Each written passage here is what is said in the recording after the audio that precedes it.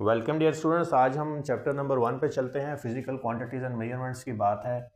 तो जब भी फिजिक्स की बात करते हैं, मैटर की बात करते हैं, मैटर से डिराइव होने वाली एनर्जी की बात करते हैं, आइंस्टाइन की इक्वेशन E=mc² की बात करते हैं और उस मैटर की बात करते हैं जो जिससे एनर्जी डिराइव की जा सके, और जो एनर्जी डिराइव उससे की जाती है उसकी डिफरेंट फॉर्म्स की बात करते हैं कि आया वो पोटेंशियल एनर्जी है, वो काइनेटिक एनर्जी है, वो थर्मल एनर्जी है, वो जियोथर्मल एनर्जी है, वो इलेक्ट्रिकल एनर्जी है, वो कौन सी एनर्जी है। तो ये इसमें सारा कुछ हम स्टडी करते हैं। फिर एनर्जी की बात करते हैं तो स्टैटिक एनर्जी की बात करते हैं, इलेक्ट्रोस्टैटिक एनर्जी की बात करते हैं, डायनामिक एनर्जी डायनामिक्स की बात करते हैं, मूविंग बॉडीज़ की यानी कि, और इसके अलावा मैग्नेटिज्म की बात करते हैं। इसके अलावा स्पेक्ट्रम्स की बात करते हैं और energy of the emitted radiation यानी कि energy of the emitted radiations की भी हम बात इसमें करते हैं। अब हमने फ़िज़िकल क्वांटिटीज़ की अगर बात करनी है, फ़िज़िक्स में स्टडी होने वाली क्वांटिटीज़ की बात करनी है, तो ये वो क्वांटिटीज़ हैं, ये वो एस्पेक्ट्स हैं, ये वो एट्रीब्यूट्स हैं मैटर के जो क्वांटिफाई किए जा सकते हैं। जैसे कि लेंथ की अगर बात करें तो लेंथ को हम मेजर कर सकते हैं मीटर्स में, इवन सेंटीमीटर्स में यानी cm में, मिलीमीटर्स में और किलोमीटर्स में भी। इसी तरह से अगर हम वॉल्यूम की बात करें तो मीटर क्यूब में, लीटर्स में, मिलीलीटर्स में वॉल्यूम को मेजर किया जा सकता है। अब ये वाली सारी क्वांटिटीज़ हम फिज़िक्स में स्टडी करते हैं। दो किस्म की क्वांटिटीज़ हैं, साइंटिस्ट ने इनको डिवाइड किया हुआ है। एक बेस क्वांटिटीज़ हैं और एक डिराइव्ड क्वांटिटीज़ हैं। बेस क्वांटिटीज़ जो हैं ये इनको किसी एक्सटर्नल दूसरी क्वांटिटी की ज़रूरत नहीं है अपने आप को समझाने के लिए, ये सेल्फ एक्सप्लेनेटरी हैं।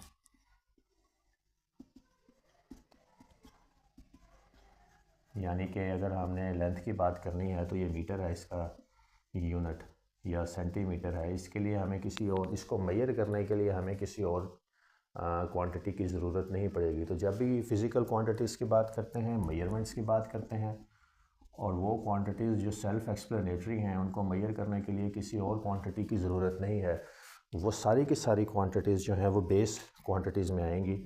यहाँ एक चार्ट गिवन है बेस क्वांटिटीज़ का, जिसमें लेंथ है, मास है, टाइम है, टेम्परेचर है, करंट है, intensity of light and amount of substance. ये सारी की सारी क्वांटिटीज़ जो हैं ये बेस क्वांटिटीज़ हैं। इसके अलावा हम बात करेंगे डिराइव्ड क्वांटिटीज़ की। डिराइव्ड क्वांटिटीज़ वो क्वांटिटीज़ हैं जिनकी मेजरमेंट्स के लिए हमें किसी एक्सटर्नल दूसरी क्वांटिटी की ज़रूरत पड़ती है। ये सेल्फ एक्सप्लेनेटरी नहीं है अपने अंदर, इनकी क्वांटिफिकेशन, क्योंकि जब भी फ़िज़िकल क्वांटिटी की बात आएगी, क्वांटिफिकेशन की बात आएगी, मेजरमेंट की बात आएगी, मेजरमेंट के लिए हमें उसको कोई यूनिट असाइन करना पड़ेगा, और जिन क्वांटिटीज़ का यूनिट असाइन करने के लिए हमें किसी और क्वांटिटी की हेल्प की ज़रूरत पड़े, तो ये सेल्फ एक्सप्लेनेटरी नहीं है। यानी कि they need an assistance of a base quantity, they are not self explanatory, they need the assistance of another quantity.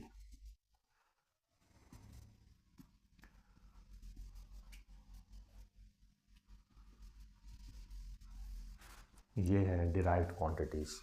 अब इनकी अगर हम बात करें तो वॉल्यूम की अभी हमने बात की कि ये मीटर क्यूब में है, यानी 3 दफ़ा मीटर इंटू मीटर करें तो मीटर क्यूब बनता है। और इसी तरह इसका दूसरा यूनिट्स DM क्यूब भी है, जिसको लीटर्स भी कहते हैं, इसमें भी हमें मीटर क्यूब इन्वॉल्व है।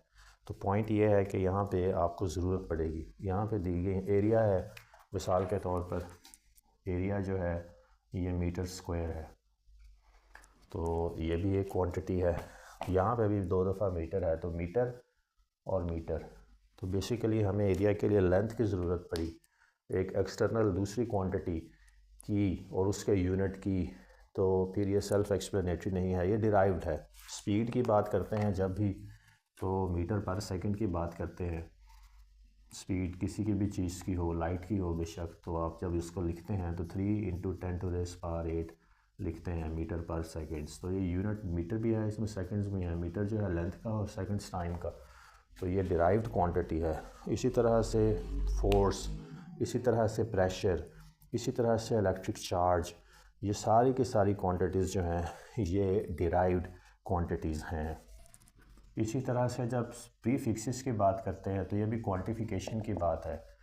आप 10 की पावर बनाते हैं ताकि आप लॉन्ग वैल्यूज़ को रेंज में ले आएँ, समझना पढ़ना आसान कर ले। तो अब ये 500,000 है जिसको आप 10 की पावर 5 लिख सकते हैं। कैसे? 5 ज़ीरोज़ को आप कोलैबोरेट कर देंगे 10 की पावर 5 से, और जो नॉन ज़ीरो डिजिट है उसको सारा मल्टीप्लाई कर देंगे। समझने वाला समझ जाएगा कि यहाँ पे 5 के आगे 5 ज़ीरोज़ हैं, तो ये 500,000 है। तो ये अब इस 10 टू रेस पावर 5 के लिए एक प्रीफिक्स साइंटिस्ट ने अलॉट किया है। और इसी तरह से 10 टू रेस पावर 6 करें तो ये 500, एक ज़ीरो ज़्यादा है तो ये यहाँ पे और ये यहाँ पे ऐसे। तो ये इनके लिए साइंटिस्ट ने कुछ टर्म्स कॉइन की हैं जिनको हम इस्तेमाल करते हैं तो हमें वैल्यूज़ को बहुत आसानी से जो है वो क्वांटिफाई कर सकते हैं, समझ सकते हैं। तो ये इस तरह से जब भी लार्ज वैल्यूज़ होंगी उनको साइंटिफिक नोटेशन बना लिया जाएगा। साइंटिफिक नोटेशन बना लेंगे तो जो 10 की रेस पावर है वो ज़ीरोज़ को डिनोट करेगी, डी ज़ीरोज़ को डिनोट करेगी। तो फिर वो ज़ीरोज़ के लिए मेजरमेंट्स गिवन है कि कौन सा आपने वर्ड यूज़ करना है। तो खाली वो वर्ड इस्तेमाल कर देंगे तो वो समझ आ जाएगी कि यहाँ पे ये वाली वैल्यू की बात हो रही है या इतने ज़ीरोज़ की बात हो रही है। मिसाल के तौर पर अगर किलोज़ की बात करें तो 10 की पावर 3 है, यानी अगर 5 into 10 to raise power 3 grams है कोई चीज़, तो ये 10 की रेस पावर 3 के लिए अब किलो लगा लेंगे तो ये किलोग्राम बन जाएगा। क्या? 5 किलोग्राम्स। तो ये है वो यूज़। इसी तरह से ये पूरा एक चार्ट है। 10 की रेस पावर 9 की अगर बात करें तो ये गीगा को डिनोट करती है। अब हम हार्ड डिस्क वगैरह की जब स्टोरेज की बात करते हैं तो गीगा की टर्म हम 10 टू रेस पावर 9 के लिए, और आगे बाइट्स जो है ये बाज़ाब्ता तौर पर यूनिट है उस कंप्यूटिंग डिवाइस की स्टोरेज का। ये इस तरह से हमारे प्रीफिक्सेस हैं। हमारी अपनी आसानी के लिए ये डिनोमिनेशंस जो हैं ये साइंटिस्ट्स ने बनाई हैं। For each and every value of zeros are collaborated and spoken of as a joint entity so that our calculations becomes easy and streamlined. 10 to raise power 5 है तो हेप्टा कह देंगे, 10 टू रेस पावर 6 है तो hexa कह देंगे। तो आपको अगर और कुछ जहन में ना भी आ रहा हो तो जस्ट उनका प्रीफिक्स हेक्सा, हेप्टा, नैनो और इस तरह करके आप इस्तेमाल करेंगे तो हमें समझ आ जाएगी कि हम क्या कर रहे हैं। अब साइंटिफिक नोटेशन की अगर बात करें तो साइंटिफिक नोटेशन जो है ये बाज़ाब्ता तौर पर किसी भी लार्ज वैल्यू को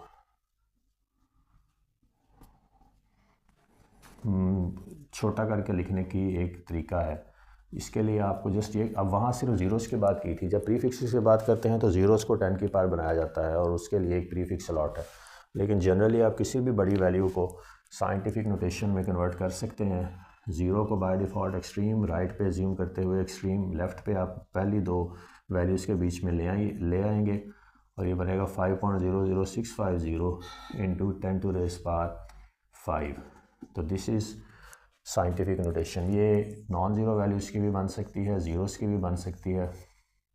1 2 3, अब यहाँ डेसिमल अगर गिवन है तो आपने उसको मूव कराना है, यहाँ एक्सट्रीम लेफ़्ट पे लेके आना है। 1 2 3 प्लेसेस मूव कराएंगे। 5.67 इंटू 10 टू रेस पावर ये 3 बन जाएगा। तो इस तरह से हम ये काम कर सकते हैं। इसी तरह से ज़ीरो वाली वैल्यूज़ के लिए भी है। 5 ज़ीरोज़ हों अगर मिसाल के तौर पर 5.0.0.0.0.0 और यहाँ भी 0.0.0, तो अब लेफ़्ट पे है तो आपने पहली नॉन ज़ीरो वैल्यू के आगे इसको ले जाना है। तो ये बनेगा 5.0000000 इंटू 10 टू रेस पावर -4, क्योंकि आपने 4 प्लेसेस डेसिमल राइट पे मूव कराया तब ये माइनस में बात आएगी। ये ज़ीरोज़ जो हैं जो लेफ़्ट पे होते हैं नॉन ज़ीरो वैल्यूज़ के, किसी नॉन ज़ीरो वैल्यू के ये इनसिग्निफिकेंट हैं, तो इनको यहाँ पे फिर लिखना ज़रूरी नहीं है।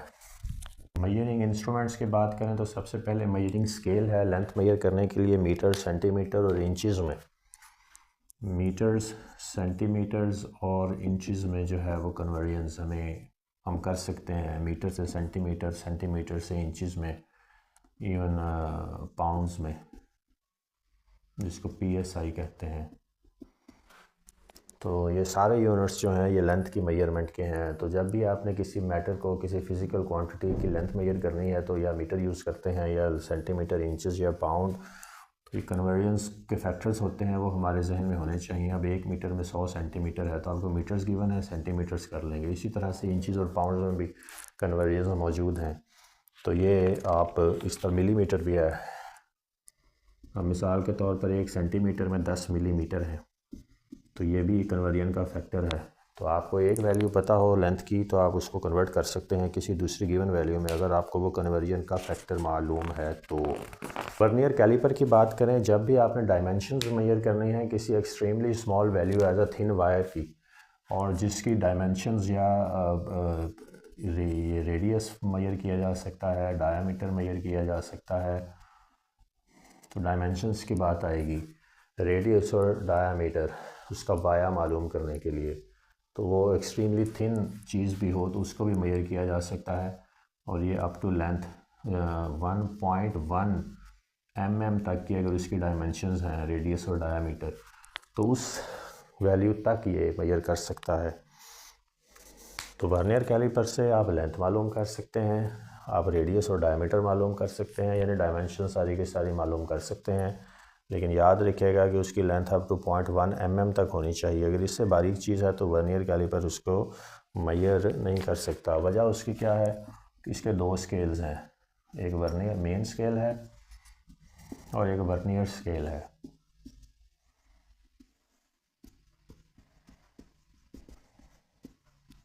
जो मेन स्केल है इस पे रीडिंग्स अप टू 100 हैं, ये यहाँ पे गिवन है। इसमें रीडिंग्स जो हैं वो अप टू की वेरी कर सकती है। यहाँ पे जो दिखाया गया है वो 12 सेंटीमीटर तक का है, लेकिन इससे भी लंबे हैं मौजूद।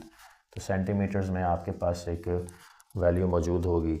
और जो आपका वर्नियर स्केल है इस पर 10 रीडिंग्स हैं, 10 आप कह लें डिवीजन्स हैं, इनको डिवीजन्स कहेंगे। तो जब आप इसका लीस्ट काउंट मालूम करेंगे, यानी छोटी से छोटी वैल्यू जिसको ये मेजर कर सके, लीस्ट काउंट, तो 1/10 है, तो ये बनेगा 0.1 mm। तो यहाँ मिलीमीटर्स की हम बात इसलिए करते हैं क्योंकि जो स्मॉल स्केल है उसकी जो रीडिंग्स हैं वो mm की बात है।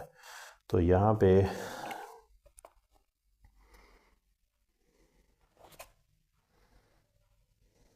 मेन स्केल की रीडिंग जो है वो 1 mm ईच है, और जो वर्नियर स्केल की जारी बात है हर जो 2 कंसेक्टिव रीडिंग्स हैं 1 mm है, तो वो 10 जब हो जाती हैं तो 1 सेंटीमीटर बन जाता है। तो वर्नियर की रीडिंग जो है वो 10 डिवीजन्स हैं, मिलीमीटर के करीब की वैल्यू है, लेकिन नॉट बाज़ाब्ता तौर पर मिलीमीटर।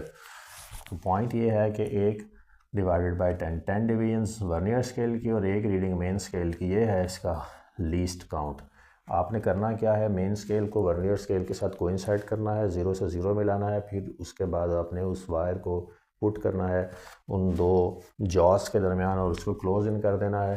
और क्लोज इन करने के बाद आपने रीडिंग नोट कर लेनी है मेन स्केल की कि कितनी है।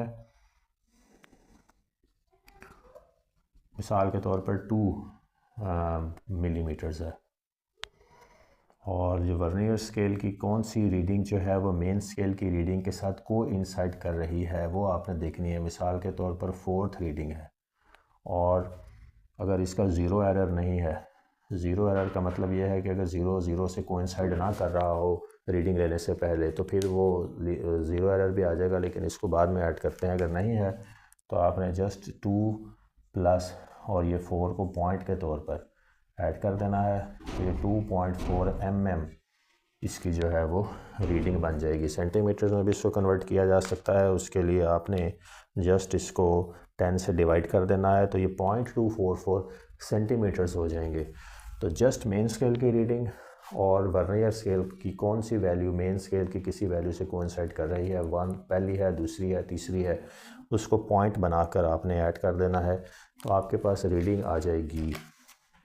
आपने ज़ीरो एरर निकालने के लिए ये देखना है कि मेंस वर्नियर स्केल की अगर 0 से नहीं मिल रहा तो कोई रीडिंग तो मिल रही होगी मेन स्केल की किसी भी रीडिंग के साथ। अगर वो मिसाल के तौर पर वर्नियर स्केल की 4th रीडिंग है तो आपने इसको 0.4 लेना है, 0.4 को आपने ऐड कर देना है लीस्ट काउंट में विच इज़ 0.1, तो ये बन जाएगा 0.5। अब ये ऐड करना है या आपने सब्ट्रैक्ट करना है, ये अब इस तरह पता लगेगा कि अगर zero of the main scale जो है वो राइट हैंड साइड पे निकला हुआ है, यानी vernier zero of the vernier scale जो है वो आगे निकला हुआ है मेन स्केल के ज़ीरो से, तो फिर आपकी रीडिंग बाय डिफ़ॉल्ट थोड़ी सी ज़्यादा आएगी, फिर ये वैल्यू फाइनल आंसर से सब्ट्रैक्ट होगी। और अगर जो वर्नियर स्केल का ज़ीरो है वो मेन स्केल के ज़ीरो से पीछे को है तो इसका मतलब है कि रीडिंग जो है वो थोड़ी सी कम आएगी। तो इस केस में आपको फिर ये वाला जो ज़ीरो एरर है ये आपको फाइनल वैल्यू में ऐड करना पड़ेगा, तो इस तरह से फिर आपका फाइनल आंसर आ जाएगा। माइक्रोमीटर या स्क्रू गेज की बात करें तो ये उससे ज़रा एक स्टेप अहेड है वर्नियर कैलिपर से। वर्नियर कैलिपर में जो आप लीस्ट काउंट फाइंड करते हैं वो 1/10 है, और 1 का मतलब ये है कि 1 reading on the main scale millimetres में और 10 divisions of the vernier scale, तो ये मिला के आपका लीस्ट काउंट बनता है। और माइक्रोमीटर में ये 1 अब और हाफ में चला जाता है, यानी जो स्मॉल स्केल रीडिंग है वो 0.1 0.5 की है ईच डिनोमिनेशन, तो आप और जो हमारा मेन स्केल है उसकी डिनोमिनेशंस 50 तक हैं, तो ये फिर 0.01 तक बात चली जाती है, ये फर्दर रिफाइंड है। तो ये जो है अ स्टेप अहेड है इन मेजरिंग, हमारी कैलकुलेशंस फर्दर इससे स्ट्रीमलाइंड हो जाती हैं। इसमें भी ज़ीरो एरर है, इसमें भी उसी तरह से ज़ीरो एरर निकलेगा। रीडिंग लेने का भी तरीका वही है कि मेन स्केल और वर्नियर स्केल की रीडिंग को आपने चेक कर लेना है और ऐड कर लेना है।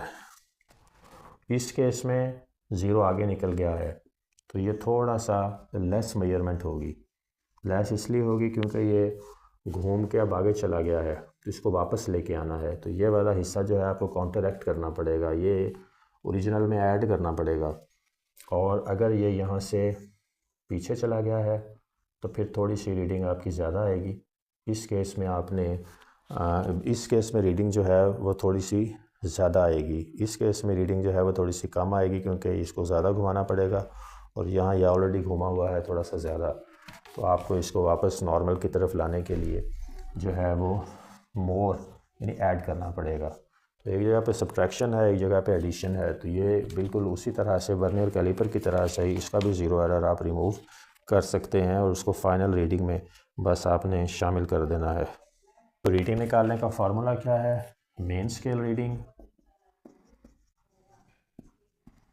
Multiplied by vernier scale reading, यानी वर्नियर स्केल की कौन सी लाइन मेन स्केल से कोइंसाइड कर रही है वो वर्नियर स्केल रीडिंग होगी, और ये आपने लीस्ट काउंट जो है इसको भी साथ मल्टीप्लाई करना है, वो 0.01 है। तो मेन स्केल जो है वो हमारा अगर मिसाल के तौर पर 20 दिखा रहा है और वर्नियर स्केल जो है वो उसकी 15th लाइन जो है वो मेन स्केल से कोइंसाइड कर रही है और लीस्ट काउंट 0.1 है, 0.1 सॉरी, तो आप फिर फाइनल आंसर इसका यहाँ पे निकाल लेंगे। आएगा किसमें? मिलीमीटर्स में बाय डिफ़ॉल्ट। इसके अलावा फ़िज़िकल बैलेंस है, स्टॉप वॉच है, मेजरिंग सिलेंडर है। फ़िज़िकल बैलेंस जो है ये मेजर करता है वेट जो है वो मेजर होगा किस में? ग्राम्स में, मिलीग्राम्स में, और अगर ज़्यादा बड़ा है तो केजी में भी मेजर कर सकता है। और हमारी जो स्टॉप वॉच है वो टाइम मेजर करती है किस में? आवर्स में भी, मिनट्स में भी और सेकंड्स में भी। इसके अलावा हमारा मेजरिंग सिलेंडर है, वॉल्यूम मेजर करता है लिक्विड का। वॉल्यूम किस में आता है? लीटर्स में या डीएम क्यूब्स में या एमएल्स में। एरर्स, ह्यूमन एरर्स आते हैं रीडिंग्स में, हम खुद सही से रीडिंग नहीं ले पाए, हम उसको कैलिब्रेट सही तरह से नहीं कर पाए, उसके ज़ीरो एरर को सही तरह से नहीं समझ पाए, वे बैलेंस था तो उसको सही से पहले ज़ीरो पे न्यूट्रल नहीं कर पाए, और अगर वो हमारा वर्नियर स्केल या माइक्रोमीटर था तो उसको सही से हम 0 से कोइंसाइड नहीं हुआ, 0 एरर आ गया, वो हम मेजर नहीं कर पाए, एस्टिमेशन में हमें इशू आ गए। तो लेंथ थी तो कुछ पॉइंट्स का इशू आ गया जब स्केल पे ली। तो human errors are always there, जिसको कंसीडर करना ज़रूरी है। फिर सिस्टम के एरर्स हैं कि डिवाइस फॉल्टी है, उसमें ज़ीरो एरर ज़रूरत से ज़्यादा है और बार बार रीडिंग लेने पे हर दफ़ा उसी चीज़ की जिसकी मेजरमेंट ली जा रही है डिफरेंट रीडिंग्स आ रही हैं। ये सिस्टम का एरर है, ये हैंडलिंग इसकी फिर ज़्यादा बेहतर करनी पड़ेगी या डिवाइस को चेंज करना पड़ेगा। और तीसरा किस्म का एरर जो है वो रैंडम एरर है, वो ह्यूमन एरर और सिस्टम एरर्स को मिला के हैं कि किसी भी तरह की इनएफिशिएंसी उस सिस्टम में आ गई, उस डिवाइस में आ गई और फिर हमारा ओवरऑल जो रिज़ल्ट है वो फ्लॉड हुआ, यानी कि ठीक नहीं आया। तो बार बार रीडिंग लेनी ज़रूरी है, एक ही चीज़ की 2 से 3-4 दफ़ा रीडिंग लेनी चाहिए ताकि अगर कोई कमी बेशी है उनकी एवरेज निकाली जाए, ताकि अगर कोई कमी बेशी है तो वो रिज़ॉल्व हो जाए। तो कोई परफेक्शन नहीं होती, कमी बेशी है, यही अनसर्टेनिटी है। तो इसका यही तरीका है कि डिवाइस को अच्छी तरह कैलिब्रेट किया जाए, साफ़ किया जाए और उसको जो है वो बार बार रीडिंग्स ली जाएँ, यानी 3-4-5 दफ़ा रिपीट की जाए रीडिंग्स। उससे ये होगा कि वो मीन रीडिंग लेंगे तो फिर जो कमी बेशी थी वो किसी भी तरह की इन दिनों में से वो दूर हो जाएगी। अब हम सिग्निफिकेंट फ़िगर्स की बात कर लेते हैं। सिग्निफिकेंट फ़िगर्स का मतलब ये है कि ये एक रीडिंग है 4.567 सेंटीमीटर जो आपने वर्नियर कैलिपर पे ली मिसाल के तौर पर। अब यहाँ पे अगर आप देखें तो कितनी वैल्यूज़ सिग्निफिकेंट कंसीडर की जाएंगी, ये सारी की सारी, क्योंकि अगर आप एक भी छोड़ देंगे तो आपकी जो वैल्यू है, क्योंकि वो बहुत फाइन डिनोमिनेशन की है, तो वो फिर सफ़र करेगी। और अगर एक वैल्यू है मिसाल के तौर पर 700,000 kgs और ये पॉइंट के आगे 1 लगा हुआ है, तो इसको आप राउंड ऑफ करके अगर ओमिट भी कर दें तो वो किलोग्राम्स, तो वो ज़्यादा फ़र्क नहीं डालेगी। तो कॉन्सेप्ट आता है कि वैल्यू किस चीज़ की है, और अगर बहुत फाइन रिफाइंड स्मॉल चीज़ की वैल्यू जैसे वर्नियर कैलिपर या माइक्रोमीटर में लेते हैं तो कोई डिजिट छोड़ नहीं सकते। बहुत बड़ी वैल्यू है तो राउंड ऑफ कर सकते हैं, ताकि वो इनसिग्निफिकेंट है, इस पॉइंट 1 की कोई हैसियत नहीं है 770,000 किलोग्राम्स में। लेकिन फिर भी राउंड ऑफ का इशू आ जाएगा जब इस तरह की बात आएगी। तो अब राउंड ऑफ कर लेंगे टू द नियरेस्ट 3-4 फिगर्स, जितनी भी हमारी रिक्वायरमेंट है। बाज़ाब्ता तौर पर अगर सिग्निफिकेंट फिगर्स की बात करनी है overall as a general rule, तो 1 और 9 के दरमियान सारे डिजिट्स आपने सिग्निफिकेंट कंसीडर करने हैं, और ये पॉइंट के आगे जो ज़ीरोज़ हैं किसी नॉन ज़ीरो डिजिट से पहले, ये इनसिग्निफिकेंट कंसीडर होते हैं। तो इसके सिग्निफिकेंट फिगर्स कितने हैं? 3, क्योंकि जब आप इसकी साइंटिफिक नोटेशन बनाते हैं, मिसाल के तौर पर 5.45 इंटू 10⁻⁻3, तो ये 3 ज़ीरो आप कोई हैसियत नहीं रखते, इनको हम लिखते भी नहीं, ज़रूरत ही नहीं। 5.45, तो इसके सिग्निफिकेंट फिगर्स कितने हुए? 3।